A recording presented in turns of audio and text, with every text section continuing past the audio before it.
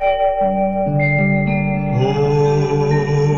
शांति। 9 अक्टूबर 2022 प्रातः मुरली ओम शांति। अव्यक्त बाप दादा रिवाइज 12/11/92 मधुबन। आज मुरली का टाइटल है, बाबा ने सुनाया, भविष्य विश्व राज्य का आधार संगम युग का स्वराज्य। भविष्य विश्व राज्य का आधार संगम युग का स्वराज्य। आज विश्व रचता बाप दादा अपने सर्व स्वराज्य अधिकारी बच्चों को देख रहे हैं। इस वर्तमान संगम युग के स्वराज्य अधिकारी और भविष्य में विश्व राज्य अधिकारी बनते हो, क्योंकि स्वराज्य से ही विश्व के राज्य का अधिकार प्राप्त करते हो। इस समय के स्वराज्य की प्राप्ति का अनुभव भविष्य विश्व के राज्य से भी अति श्रेष्ठ अनुभव है। सारे ड्रामा के अंदर राज्य अधिकारी राज्य करते आते हैं। सबसे श्रेष्ठ पहला है स्वराज्य, जिसके आधार से आप स्वराज्य अधिकारी आत्माएं अनेक जन्म सतयुग त्रेता तक विश्व राज्य अधिकारी बनते हो। तो पहला है स्वराज्य, फिर आधा कल्प है विश्व राज्य अधिकार, और द्वापुर से लेकर के राज्य तो होता ही है, लेकिन विश्व राज्य नहीं। स्टेट के राजाएं बनते, विश्व के राजा नहीं, स्टेट के राजा बनते हैं। सारे विश्व पर एक राज्य हुआ सिर्फ कब होता है? सतयुग में ही होता है। एक राज्य, एक धर्म, एक भाषा, एक कुल, एक मर्यादा कहाँ होता है? सतयुग में। तो 3 प्रकार के राज्य सुनाए बाबा। कहते 3 प्रकार के राज्य सुनाए। राज्य अर्थात सर्व अधिकार की प्राप्ति। सतयुग त्रेता की राजनीति, द्वापर की राजनीति और संगम युग की स्वराजनीति, तीनों को अच्छी रीति से जानते हो। बाबा ने कहा तो 3 प्रकार के राज्य सुनाए। कौन कौन से? राज्य अर्थात सर्व अधिकार की प्राप्ति। सतयुग त्रेता की राजनीति क्या है? एक धर्म, एक राज्य, एक भाषा, एक कुल, एक मर्यादा। द्वापर युग की राजनीति और संगम युग की कौन सी राजनीति? स्वराज्य नीति। तीनों को अच्छी तरह से जानते हो। संगम युग की राजनीति अर्थात हर एक ब्राह्मण आत्मा स्वयं का राज्य अधिकारी बनता है। हर एक राजयोगी है। संगम युग की नीति क्या है? हर एक राजयोगी है और हर एक स्व पर राज्य अधिकारी है। सभी राजयोगी हो। बाबा ने पूछा, या प्रजा योगी हो? सभी राजयोगी हो या प्रजा योगी हो? बाबा कह रहे राजयोगी हो ना। तो राजयोगी अर्थात राजा बनने वाले योगी। स्वराज्य अधिकारी आत्माओं की विशेष नीति है। जैसे राजा अपने सेवा के साथियों को, प्रजा को जैसा जो आर्डर करते हैं, उस आर्डर से उसी नीति प्रमाण साथी व प्रजा कार्य करते हैं। ऐसे आप स्वराज्य अधिकारी आत्माएं अपनी योग की शक्ति द्वारा हर कर्मेंद्रियों को जैसा ऑर्डर करती हो, वैसे हर कर्मेंद्री आपके ऑर्डर के अंदर चलती है ना।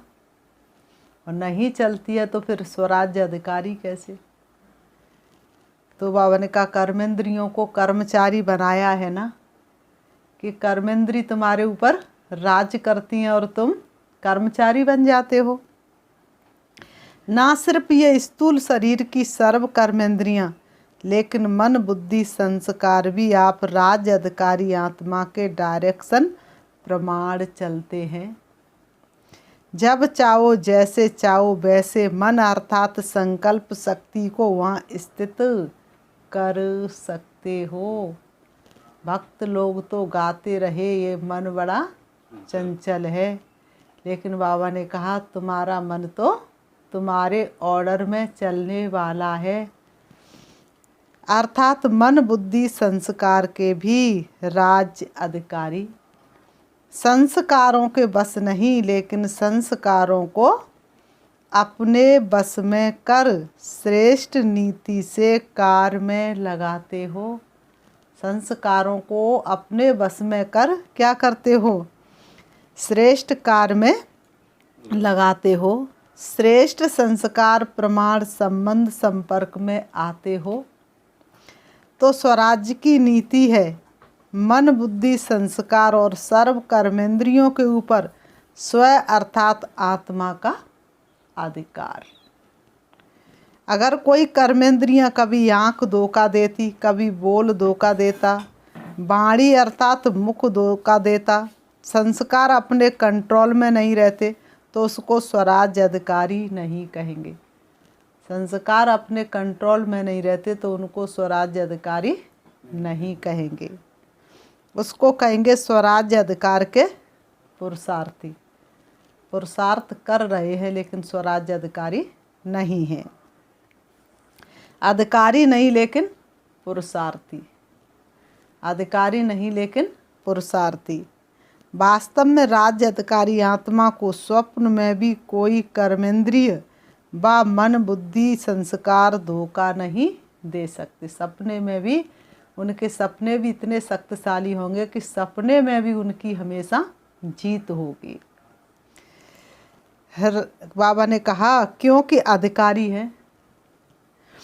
अधिकारी कभी अधीन नहीं हो सकता। अधीन है तो अधिकारी बनने के पुरुषार्थी हैं। तो अपने से पूछो पुरुषार्थी हो या अधिकारी हो। अपने से पूछो पुरुषार्थी हो या अधिकारी हो। अधिकारी बन गए या बन रहे हैं। तो स्वराज्य का रूहानी नशा क्या अनुभव कराता है? क्या बन जाते हो? बेफिक्र बादशाह, बेगमपुर के बादशाह। बाबा करे क्या बन जाते? बेफिक्र बादशाह और बेगमपुर के बादशाह। सबसे बड़े से बड़ा बादशाह है बेफिक्र बादशाह। सबसे बड़े से बड़ा राज्य है बेगमपुर का राज्य, जहाँ पर कोई गम नहीं। बेगमपुर के राज्य अधिकारी के आगे ये विश्व का राज्य भी कुछ भी नहीं है। बेगमपुर के राज्य अधिकारी के सामने ये विश्व का राज्य भी कुछ भी नहीं है। बाबा ने कहा यह बेगमपुर के राज्य का अधिकार अति श्रेष्ठ और सुखमय है ही बेगम। बाबा कह रहे है ही बेगम। तो बेगमपुर का अनुभव है ना, है ही बेगम तो बेगमपुर का अनुभव है ना। या कभी कभी नीचे आ जाते हो। सदा रूहानी नशे में बेगमपुर के बादशाह हैं। इस अधिकार में रहो, नीचे नहीं आओ। देखो आजकल के राज्य में भी अगर कोई कुर्सी पर है तो उसका अधिकार है, और कुर्सी से नीचे अधिकार खत्म। और कल कुर्सी से उतर आता तो उसका अधिकार रहता है, साधारण बन जाता है। तो आप भी स्वराज्य के नशे में रहते हो, अकाल तख्त नशीन रहते हो। सभी के पास तख्त है ना। बाबा कह रहे सभी के पास तख्त है ना, तो तख्त को छोड़ते क्यों हो? सभी के पास तख्त है तो तख्त को छोड़ते क्यों हो? सदा तख्त नशीन रहो, रूहानी नशे में रहो। अकाल तख्त व अमृतसर वाला अकाल तख्त नहीं। कहाँ है अकाल तख्त? ब्रकुटी सिंहासन, ये अकाल तख्त। ये अकाल तख्त सभी के पास है। तो अकाल तख्त नशीन स्वराज्य अधिकारी किसने बनाया? बाप ने हर ब्राह्मण बच्चों को तख्त नशीन राजा बना दिया। शिव बाबा ने आकर के हर बच्चे को तख्त नशीन राजा बना दिया है। सारे सृष्टि चक्र के अंदर ऐसा कोई बाप होगा जिसके अनेक सब राजा बच्चे हो? कोई होगा जिसके अनेक राजा बच्चे हो? लक्ष्मी नारायण भी ऐसा नहीं बन सकते। ये परमात्मा बाप ही कहते हैं कि मेरे सभी बच्चे राजा बच्चे हैं। बाबा ने किसी को प्रजा बच्चे नहीं कहा। वैसे दुनिया में कह देते ये राजा बच्चा है, लेकिन बने कुछ भी, सर्वेंट बने या कुछ भी बने, लेकिन माँ बाप कहेंगे उसको राजा बच्चा। लेकिन कहने में आता है राजा बेटा, लेकिन इस समय आप प्रैक्टिकल में राजयोगी अर्थात राजे बच्चे बनते हो। तो बाप को भी नशा है और बच्चों को भी नशा है। तो स्वराज्य की नीति क्या रही? स्व पर राज, हर कर्मेंद्रियों के ऊपर अधिकार हो। ऐसे नहीं कि देखने तो नहीं चाहते थे लेकिन देख लिया, ऐसे नहीं देखना तो नहीं चाहते थे लेकिन देख लिया। आंखें खुली थी ना, इसलिए देखने में आ गया। कान को दरवाज़ा नहीं है, इसलिए कान में बात पड़ गई। लेकिन दो कान है, अगर ऐसी बात सुन भी ली तो निकालने का भी तो रास्ता है। एक कान से सुनो और दूसरे से निकाल दो। इसलिए इस भारत में ही विशेष ये चित्र बापू की याद में बना हुआ है। बुरा ना देखो, बुरा ना सुनो, बुरा ना बोलो। तो ये किसने? बापूजी ने 3 बंदरों का चित्र बनाया है। ये 3 दिखाते हैं, आप 4 दिखाते हो। बुरा सोचो भी नहीं, क्योंकि पहले सोचना होता है फिर बोलना होता है, फिर देखना होता है। सोच में आता है, फिर बोल में आता है, फिर देखते हो। इसलिए कंट्रोलिंग पावर, रूलिंग पावर रखो। राजा अर्थात रूलिंग पावर। राजा हो और रूलिंग पावर हो ही नहीं तो कौन राजा मानेगा? कोई राजा मानेगा? तो स्वराज्य अर्थात ruling power, controlling power. Ruling power, controlling power. बाप दादा ने पहले भी सुनाया है कि कई बच्चे परखने में बहुत होशियार होते हैं। बाप दादा ने पहले भी सुनाया कि कई बच्चे परखने में, उनके अंदर परख शक्ति बहुत अच्छी होती है, परखने में बहुत होशियार होते हैं। कोई भी गलती होती है जो नीति प्रमाण नहीं है तो समझते कि ये नहीं करना चाहिए, ये सत्य नहीं है, ये अर्थात नहीं है, अयर्थार्थ है, व्यर्थ है। लेकिन समझते हुए फिर भी करते रहते या कर लेते, तो परखने की शक्ति है। तो इसको क्या कहेंगे? बाबा कह रहे तो इसको क्या कहेंगे? कौन सी पावर की कमी है? परख तो लिया, ये सही नहीं है, इसे नहीं करना चाहिए, ये व्यर्थ है, ठीक नहीं है। परख तो लिया लेकिन फिर भी कर लिया, तो उसको उसमें कौन सी शक्ति की कमी थी? बाबा ने कहा कंट्रोलिंग पावर नहीं। जैसे आजकल कार चलाते हैं, देख भी रहे हैं कि एक्सीडेंट होने की संभावना है, ब्रेक लगाने की कोशिश करते, लेकिन ब्रेक लगे ही नहीं तो ज़रूर एक्सीडेंट होगा ना। ब्रेक है लेकिन पावरफुल नहीं है। ब्रेक तो है लेकिन पावरफुल नहीं है, और यहाँ के बजाय वहाँ लग गई तो भी क्या होगा? इतना समय तो परवश होगा ना। चाहते हुए भी कार कर नहीं पाते, ब्रेक लगा नहीं सकते, या ब्रेक पावरफुल ना होने के कारण ठीक लग नहीं सकती। तो ये चेक करो, जब ऊंची पहाड़ी पर चढ़ते हैं तो क्या लिखा हुआ होता है? क्या लिखा हुआ होता है? ब्रेक चेक करो, क्योंकि ब्रेक सेफ्टी का साधन है। तो कंट्रोलिंग पावर का ब्रेक लगाने का अर्थ ये नहीं कि लगाओ यहाँ और ब्रेक लगे वहाँ। बाबा ने कहा कोई व्यर्थ को कंट्रोल करने चाहते हैं, समझते ये रॉन्ग है, तो उसी समय रॉन्ग को राइट में परिवर्तन होना चाहिए। इसको कहा जाता है कंट्रोलिंग पावर। ऐसे नहीं कि सोच भी रहे हैं लेकिन आधा घंटा व्यर्थ चला जाए। बाबा ने कहा पीछे कंट्रोल में आए, बहुत पुरुषार्थ करके आधे घंटे के बाद परिवर्तन हुआ तो उसको कंट्रोलिंग पावर नहीं कहेंगे। आधे घंटा में परिवर्तन आया तो उसको कंट्रोलिंग पावर कहेंगे नहीं, ऐसे तो अज्ञानी लोग भी करते हैं। रूलिंग पावर नहीं कहा जाता, ये हुआ थोड़ा थोड़ा अधीन और थोड़ा थोड़ा अधिकारी मिक्स, तो उसको राज्य अधिकारी कहेंगे या पुरुषार्थी कहेंगे। बाबा पूछ रहे उसको राज्य अधिकारी कहेंगे या पुरुषार्थी कहेंगे, तो आप पुरुषार्थी नहीं राज्य अधिकारी बनो। ये स्वराज्य अधिकार का श्रेष्ठ मजा है। 21 जन्म है ना सतयुग के गायन, 21 जन्मों का, तो एक जन्म संगम का भी तो है, और सतयुग से ज़्यादा श्रेष्ठ तो संगम युग है ना। इसी में तो अतीन्द्रिय सुख और आनंद की अनुभूति करते हो ना।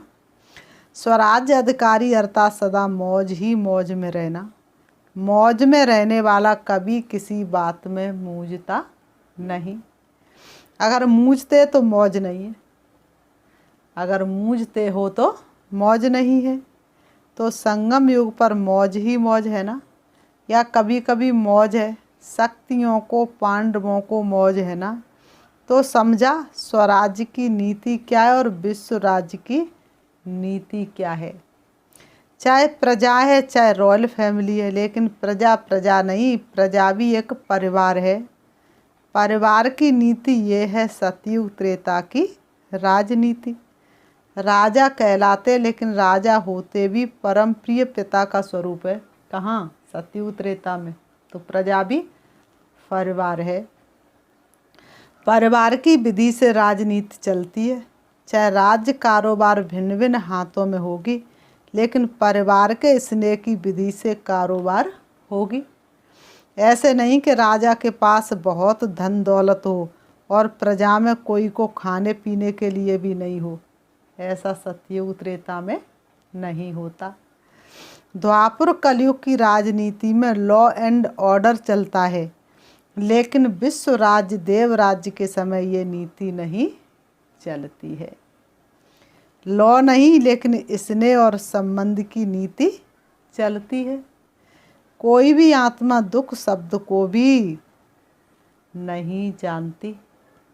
सतयुग त्रेता में कोई आत्मा दुख शब्द को भी नहीं जानती, चाहे राजा हो चाहे प्रजा हो, लेकिन दुख अशांति का नाम निशान नहीं। दुख क्या चीज़ होती है उसका अज्ञान है, ज्ञान नहीं है। जैसे इस समय स्वराज्य के समय भी आपको बाप दादा किस नीति से चलाते हैं। स्नेह और श्रीमत पर चलते रहते तो कोई भी सख्त आर्डर करने की आवश्यकता नहीं है। अगर नीति को भूलते तो स्वयं को कलयुगी नीति में चलाते हैं। तो विश्व के राजनीति की भी बहुत प्यारी है, क्योंकि अनेकता नहीं है, क्योंकि वहाँ पर किसी भी प्रकार की अनेकता नहीं है। क्या है? एकता है और अखुट खजाना है। प्रजा भी इतनी संपन्न होगी, वहाँ पर प्रजा भी इतनी संपन्न होगी, आजकल के जो बड़े बड़े पदमपति हैं उनों से भी ज़्यादा। तो बताओ, अप्राप्ति का नाम निशान नहीं, लेकिन इसका आधार क्या है? स्वराज्य। इस समय संपन्न बनते इसलिए परमात्म संपत्ति की संपन्नता त्रेता के अनेक जन्म प्राप्त होती है।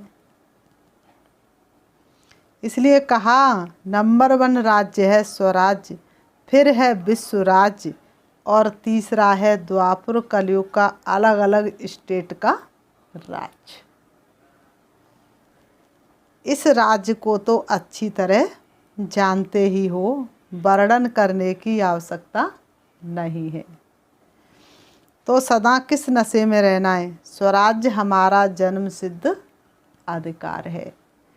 किस जन्म का? ब्राह्मण जन्म का। ब्रह्मा बाप ने जन्मते ही स्वराज्य का तिलक हर ब्राह्मण आत्मा को लगाया। तिलकधारी होना, बाबा कह रहे तुम कौन हो? तिलकधारी होना। तिलक है स्मृति का, तिलक भी है, तख्त भी है और ताज भी है। ताजधारी होना, कौन सा ताज है? विश्व कल्याण का ताज। विश्व कल्याणकारी होना, बाबा कहते तुम कौन हो? विश्व कल्याणकारी होना। प्योरिटी का ताज और विश्व कल्याण का ताज। डबल ताज, बाबा ने कहा डबल ताज। प्योरिटी का ताज है लाइट का ताज और विश्व कल्याण का ताज है सेवा का ताज। विश्व सेवाधारी होना, बाबा कहते तुम कौन हो? विश्व सेवाधारी होना। ऐसे नहीं कि स्टेट के सेवाधारी समझो, हम गुजरात के हैं, हम राजस्थान के, हम दिल्ली के सेवाधारी नहीं। विश्व सेवाधारी। कहाँ भी रहते हैं लेकिन वृत्ति और दृष्टि बेहद की। अगर विश्व सेवाधारी नहीं बनेंगे तो न स्वराज न विश्व राज्य। बाबा ने कहा अगर विश्व सेवाधारी नहीं बनेंगे तो फिर क्या होगा? ना तो स्वराज्य और ना विश्व राज्य। फिर द्वापर कलयुग में स्टेट का राजा बनना पड़ेगा। द्वापर कलयुग में किसका राजा बनना पड़ेगा? स्टेट का राजा बनना पड़ेगा। लेकिन विश्व राज्य अधिकारी के लिए सदा अपना ताज और तख्त सदा इस पर स्थित रहो। शरीर से तख्त पर नहीं बैठना है, लेकिन बुद्धि द्वारा स्मृति की स्थिति में स्थित रहना है। स्थिति में स्थित होना यही तख्त पर बैठना है। स्थिति में स्थित होना यही तख्त पर बैठना है। जो सदैव बैठ सकते हैं। मैं कौन सी आत्मा हूँ? मैं सर्वश्रेष्ठ ब्राह्मण आत्मा हूँ, विश्व अधिकारी आत्मा हूँ, विश्व राजन हूँ, विश्व का महाराजा हूँ। तो इस तख्त पर तो कभी बैठ सकते हो। शरीर से तो कितने घंटे बैठेंगे, थक जाएंगे ना। लेकिन बुद्धि द्वारा स्थिति में स्थित रहना, ये है तख्त नसीन होना। ये तो सहज है ना। तो स्वराज्य के नशे में निरंतर स्थित रहो। समझो क्या करना है? पुरुषार्थी नहीं लेकिन अधिकारी बनना। सभी ने मिलन मनाया ना, सभी भाग भाग कर आते हैं परमात्म मिलन का मेला मनाने के लिए। तो मिलन के मेले में आए हो ना। ये मेला लगता है या भीड़ लगती है? आराम है ना। बाबा कह रहे आराम है ना। आराम से रहना, खाना चलना सब आराम से है ना। फिर भी बहुत लक्की हो। उन मेलों के माफिक मिट्टी में तो नहीं रहे हुए हो। फिर भी बिस्तरा और खटिया तो मिली हुई है ना। वहाँ मेले में तो नहाओ तो भी मिट्टी, रहो तो भी मिट्टी और खाओ तो भी मिट्टी साथ में आएगी। सो तो भी मिट्टी में, नहाओ तो भी मिट्टी में, खाओ तो भी मिट्टी में, मिट्टी साथ में आएगी। यहाँ बच्चे आते अपने घर में, नशे से आते हैं, बाप भी खुश और बच्चे भी खुश। हॉल में पीछे बैठने वाले सबसे आगे हो, क्योंकि बाप दादा की पहली नज़र लास्ट तक जाती है। अच्छा, सर्व स्वराज्य अधिकारी बेफिक्र बादशाह बच्चों को, सर्व विश्व राज्य अधिकारी अनेक जन्म संपूर्ण संपन्न रहने वाली आत्माओं को, सदा तिलक ताज और तख्त नसीन अधिकारी बच्चों को, सदा बेहद की सेवा के उमंग उत्साह में रहने वाले विशेष बच्चों को, देश विदेश के सर्व सन्मुख अनुभव करने वाले बच्चों को बाप दादा का पदम गुड़ा याद प्यार, साथ साथ सर्व के स्नेह के पत्रों का भी रेस्पॉन्ड दे रहे हैं। विदेश और देश दोनों अपने अपने विधि प्रमाण स्वयं के पुरुषार्थ में सिद्धि को प्राप्त कर रहे हैं और सेवा में भी सदा आगे बढ़ने के उत्साह में लगे हुए हैं। इसलिए हर एक किसी भी कोने में रहने वाले हो लेकिन उन्होंने याद, सेवा समाचार, प्यार के पत्र, स्थिति के उमंग उत्साह का समाचार सब प्राप्त हुआ। और बाप दादा सभी बच्चों को बहुत बहुत नाम सहित हर एक की विशेषता सहित याद प्यार दे रहे हैं। और सदा इसी याद प्यार की पालना से पल रहे हो, उड़ रहे हो, और उड़ते उड़ते मंजिल पर पहुंचना ही है। भाई ये कहे कि पहुँचे हुए ही हो, तो बाबा ने कहा याद प्यार और नमस्ते। रूहानी हम बच्चों की रूहानी बाप दादा को याद प्यार और नमस्ते नमस्ते नमस्ते।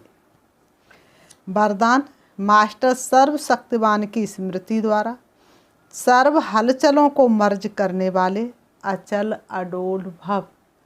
मास्टर सर्वशक्तिवान की स्मृति द्वारा सर्व हलचलों को मर्ज करने वाले अचल अडोल भव। स्पष्टीकरण है, जैसे शरीर का ऑक्यूपेशन इमर्ज रहता है, ऐसे ब्राह्मण जीवन का ऑक्यूपेशन इमर्ज रहे, और उसका हर कर्म में नशा हो तो सर्व हलचलें मर्ज हो जाएंगी और आप सदा अचल अडोल रहेंगे। मास्टर सर्वशक्तिवान की स्मृति सदा इमर्ज है तो कोई भी कमजोरी हलचल में ला नहीं सकती, क्योंकि वे हर शक्ति को समय पर कार्य में लगा सकते हैं। उनके पास कंट्रोलिंग पावर रहती है, इसलिए संकल्प और कर्म दोनों समान होते हैं। स्लोगन नाजुक परिस्थितियों में घबराने के बजाय उनसे पाठ पढ़कर स्वयं को परिपक्व बना लो। नाजुक परिस्थितियों में घबराने के बजाय उनसे पाठ पढ़कर स्वयं को परिपक्व बना लो। अच्छा, ओम शांति। अभी हम 5 मिनट शिव बाबा को याद करते हैं। बाबा ने जैसे आज बताया, मैं विश्व महाराजन हूँ, अपने आप को सम्मान देंगे। मैं सर्वश्रेष्ठ ब्राह्मण हूँ, दोनों ब्रहों के बीच ब्रकुटी में विराजमान हूँ। सर्व कर्मेंद्रियां मेरी कर्मचारी हैं। मैं आत्मा मन बुद्धि की मालिक हूँ।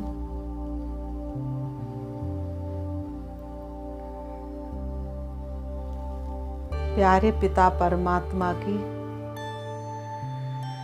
सबसे प्रिय संतान हूँ। परम धाम की रहने वाली हूँ।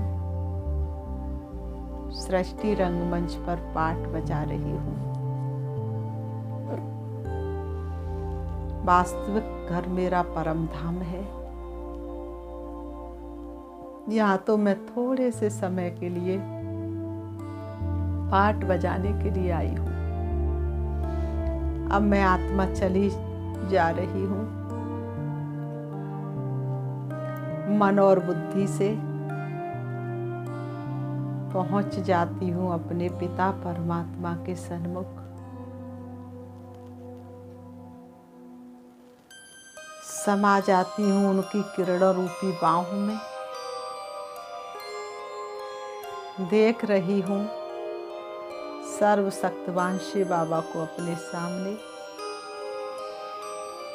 उनकी शक्तिशाली किरणें, तीखी तीखी किरणें मुझ आत्मा में समा रही हैं और मुझे आत्मा का कोना कोना पावन होता जा रहा है। मैं आत्मा संपूर्ण और संपन्नता का अनुभव कर रही हूँ। परमात्म शक्तियों से मेरे अंदर सभी दिव्य गुण भरपूर होते चले जा रहे हैं। मैं आत्मा संपन्न और संपूर्ण होकर के सारे विश्व की आत्माओं को परमात्म संदेश देने के लिए वापस आ रही हूँ। परम धाम से नीचे मैं आत्मा सृष्टि के लोक पर आ जाती हूँ। मुझे आत्मा के प्रकाश से संपूर्ण सृष्टि ग्लोब ढका हुआ है। उसके आसपास सारे भक्त लोग खड़े हुए हैं। मुझे आत्मा की शक्तियाँ सभी भक्तों के दोनों भ्रुओं के बीच भ्रकुटी में पड़ रही हैं। सभी आत्मा की स्थिति में स्थित होते जा रहे हैं, दुख दर्द से मुक्त हो रहे हैं। अब मैं आत्मा आ जाती हूँ अपने देह रूपी वस्त्रों के पास, आकर के दोनों भ्रुओं के बीच भ्रकुटी में विराजमान हो जाती हूँ। ओम शांति, ओम शांति।